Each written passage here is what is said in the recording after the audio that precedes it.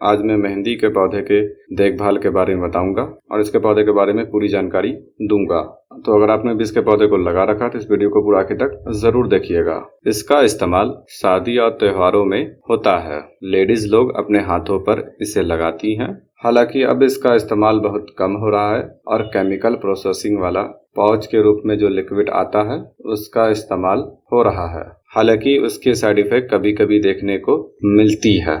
अगर आप इसका इस्तेमाल करती हैं तो यह पूरी तरीके से नेचुरल है और इसका कलर भी नेचुरल है और इसका कोई भी साइड इफेक्ट नहीं होता है। ये एंटी फंगल होता है। अगर आप बाजार में बिकने वाले मेहंदी का इस्तेमाल करती हैं तो बेहतर है कि आप इसका इस्तेमाल कीजिए। आप होममेड कोन को बना लीजिए और इसके पत्ते को मिक्सी या ग्राइंडर में पीस कर उसमें भरकर इस्तेमाल कीजिए। इससे जो कलर मिलता है वो नेचुरल होता है। उसका कोई भी मुकाबला केमिकल प्रोसेसिंग वाला नहीं कर सकता है। जो भी आपको पाउच के रूप में मिलता है उसमें केमिकल का इस्तेमाल किया जाता है। अगर आप इसे पीस कर रखती हैं तो आप देखिएगा 12 से 15 घंटों के बाद इसमें बदबू आने लगती है। तो जो दुकानों पर मिलता है वो ऐसा तो नहीं होता है कि जिस दिन बनता है उसी दिन दुकान पर पहुंच जाता है और उसी दिन आप खरीद लेती हैं। तो खैर उसमें केमिकल होता है और मैं आपको सलाह यही देना चाहता हूँ, आप नेचुरल पत्तों का इस्तेमाल कीजिए। आपको बेहतर रिजल्ट मिलेगा और कोई भी नुकसान भी नहीं होगा। अब बात की जाए इसके पौधे की देखभाल के बारे में। सबसे पहले बात की जाए पॉट साइज के बारे में तो वैसे तो इस पौधे की ऊंचाई लगभग 6-7 फीट तक जा सकती है, लेकिन अगर आप इसे गमले में लगाना चाहती हैं तो कम से कम 12 इंच के गमले का इस्तेमाल कीजिए। लेकिन अगर आप 12 इंच के गमले का इस्तेमाल करती हैं तो हर साल आपको इसकी रूट प्रूनिंग करनी पड़ेगी। बरसात के मौसम में इसके 50% जड़ों को काटना पड़ेगा और दोबारा नई पोटिंग मिक्स के साथ उसी में लगाना पड़ेगा। और जड़ों की कटाई के साथ साथ इसकी ब्रांचेस को भी 40-50% काट देना चाहिए। और अगर आप इसके पॉट साइज को बड़ा कर सकती हैं तो पौधे के हिसाब से आप छोटे पौधे को 8 इंच के पॉट में लगाइए, तो उसके बाद 6-7 महीने के बाद 12 इंच के पॉट में लगाइए और इसी तरीके से हर साल रिपोर्ट करके 5-6 इंच बड़े पॉट में लगाते जाइए। इसके पौधे को किसी भी टाइप की मिट्टी में ग्रो किया जा सकता है, लेकिन अगर आप गमले में लगाना चाहती हैं तो इसे मिट्टी, सैंड और कंपोस्ट को बराबर मात्रा में मिलाकर लगा देना चाहिए। अगर सैंड नहीं है तो इसकी जगह पर 50% मिट्टी और 50% कंपोस्ट का भी इस्तेमाल किया जा सकता है। और इसके अलावा मैंने गमले में 9 o'clock के पौधे को रख दिया था तो इसने इसके गमले के ऊपर अपना बसेरा बना लिया है। तो खैर इससे इसे दिक्कत कोई नहीं हो रही होगी। इस पौधे को वाटरिंग की कुछ खास दिक्कत नहीं होती है। जिस तरीके से हम और पौधे में पानी देते हैं उसी तरीके से इसमें भी देना चाहिए। बस इस बात का ख्याल रखना है, गर्मी के सीजन में बेहतर है कि मिट्टी में हल्की हल्की सी नमी रखा जाए।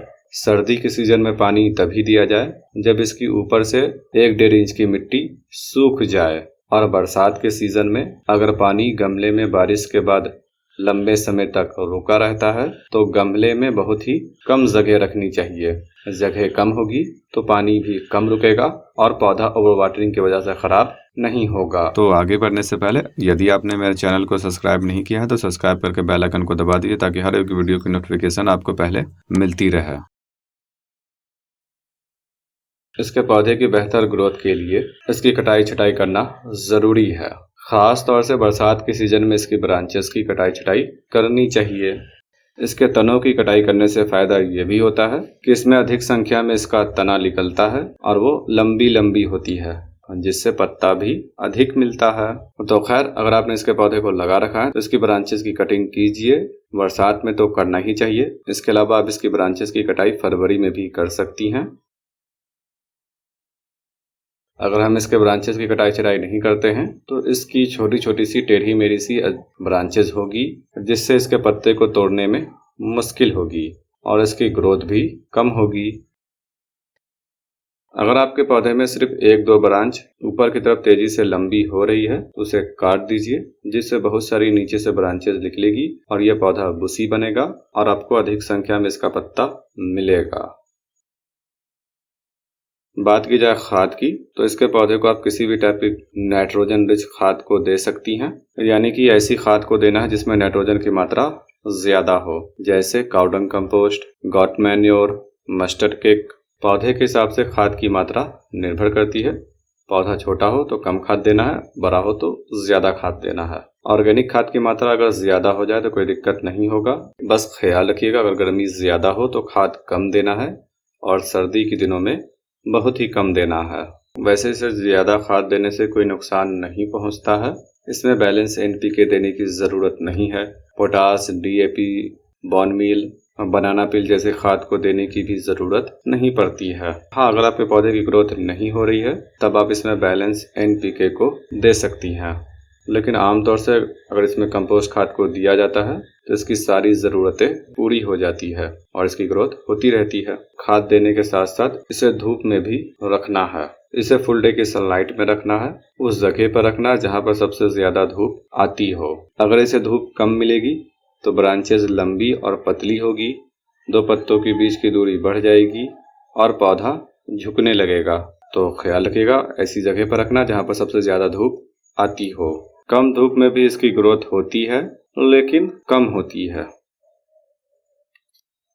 इसमें वैसे तो कुछ खास बीमारी नहीं लगता है, लेकिन इसमें एफिड्स लगती है। वो इसकी नई ब्रांचेस को और पत्ते को नुकसान पहुंचाती है, जिससे पत्ता टेढ़ा मेढ़ा हो जाता है और ब्रांचेस की ग्रोथ रुक जाती है। तो अगर आपको शुरुआत में एफिड्स दिखे तो ऊपर की ब्रांच को काटकर हटा दीजिए जहां पर एफिड्स लगी भी हो, और अगर नहीं काटना है तो नीम ऑयल का भी स्प्रे किया जा सकता है। इसके अलावा इसमें आमतौर से कोई कीट नहीं लगता है। इसके पौधे को कटिंग के माध्यम से आसानी के साथ लगाया जा सकता है। बरसात में इसकी कटिंग आसानी से लग जाती है, बाकी सीजन में भी लगाया जा सकता है, लेकिन लगने में थोड़ी मुश्किलात का सामना करना पड़ता है। तो बेहतर है बरसात के सीजन में लगाइए। आप जितनी मोटी कटिंग को लगाते हैं उससे पौधे की जो ग्रोथ होगी वो हेल्दी होगा। और जब भी आप इसके पौधे को नर्सरी से खरीदिए तो कोशिश कीजिए कि ऐसा पौधा हो और जिसका ट्रंक मोटा हो, उस पौधे को खरीदिए। पौधा कम समय में बड़ा हो जाएगा। इसके अलावा इसमें सीड भी बनता है। गर्मी के दिनों में इसमें फ्लावर खिलती है और फ्लावर के खिल जाने के बाद छोटा सा फल बनता है जिसके अंदर इसका बीज होता है। उससे भी इसे आसानी से ग्रो किया जा सकता है। इसके अलावा अगर आपके पास पुराना पौधा है तो जड़ों के आसपास मिट्टी के अंदर से पौधे में से ब्रांचेस निकलती है, जिसमें कुछ समय के बाद मिट्टी में दबे रहने की वजह से जड़ निकल आती है, तो उसे भी अलग करके नए पौधे को ग्रो कर सकते हैं। इसके पत्तों को तोड़ना बहुत ही आसान है। इस तरीके से किया जाए तो इसका पत्ता आसानी से हाथों में चला आता है। जैसा कि मैंने पहले बताया इसके पत्ते में एंटी फंगल गुण है, तो अगर आपके पैर में गंदे पानी की वजह से पानी लग गई है, यानी कि पैर की उंगलियों के बीच में चिपचिपापन है, तब आप इसके पत्ते को पीस कर लगा लीजिए, वो ठीक हो जाएगा। और दोबारा तब तक नहीं होगा जब तक कि इसका असर बाकी रहेगा।